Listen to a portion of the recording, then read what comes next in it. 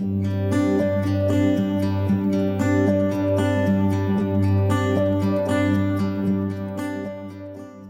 I'm Jason Petrie. I'm State Representative for House District 16. That's all of Logan counties and Todd counties and a portion of Christian County. About 51 years old or so, married for 27 wonderful years with 3 children, practiced law for nearly a quarter of a century at this point in the courtroom, and able to help people in their daily affairs and the things where they need it most. Currently, I serve in the role of Appropriations and Revenue Chair in the House.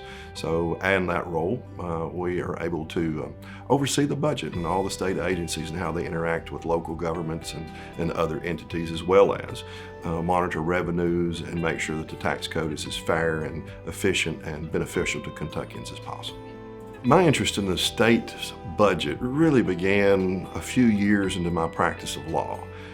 You'll run into certain clients that have issues and it starts to make questions. Like, why does it work that way and could it be better? And then as you move through time and you have your own children, then you wonder, wait a minute, all this tax money that we're sending to the state and to other places, is it being used for the right purposes and being used efficiently? And does it have a good return on investment?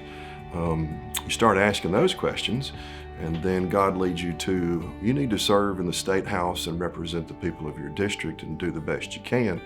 Leads you to bigger questions when you start seeing the edge of the budget and pieces of the budget of, wait a minute, there's improvement that can be made that can benefit people all across the Commonwealth. Taxes are a necessary evil in a certain sense. It's a necessary evil in that any time we have tax money revenue that comes from someone, if they're not getting a direct service for it, or it's an inefficiently given service, then there's a certain type of waste, or even some people would say a theft, that goes on. So it goes back to a lesson I learned early in life in a farming context. Sometimes you don't have enough equipment to do your own affairs in a farm.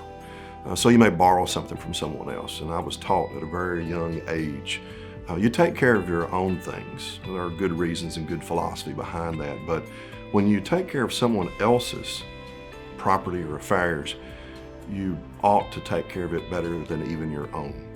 So when you're in Frankfort and you're a representative, you look to that as to all affairs of your constituents. But money is one of those things of, we don't want to take it if we don't have to, because it reduces opportunities to those people. So it's everybody else's money. We're in trust for a short while to make sure it's used. I take that trust very seriously. I want it to be efficient. I want it to be no more than necessary, so we're not going to grow government and have excesses. We're going to make sure there's good services rendered for proper government, done efficiently with a good result for constituents. No more, no less. Otherwise, we're not succeeding. We will take up considerations, I anticipate, regarding cleanup issues, tax issues, budget issues, new circumstances that have come up, or things that have been vetted out and thought about after the fact. Okay, let's modify or clean up.